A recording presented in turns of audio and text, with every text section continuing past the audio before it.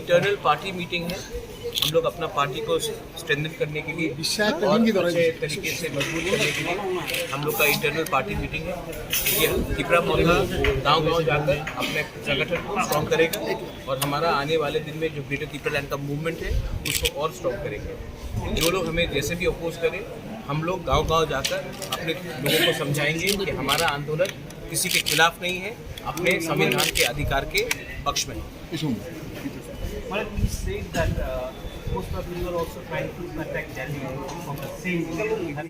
And if Delhi does not respond, then we will go on our own and we will tell them that genuine problems, constitutional problems of our indigenous people and of all the people of Tripura, we need to have a solution. And until the time, if Delhi is talking to groups which are not even democratically elected, then what is the problem in Delhi not talking to parties which have been democratically chosen by the people? They should engage with us. We are not enemies of anyone. But our constitutional problem has to be solved. And constitutional problems cannot be solved by offering Rajya Sabha post, offering ministerial post, offering chairmanship.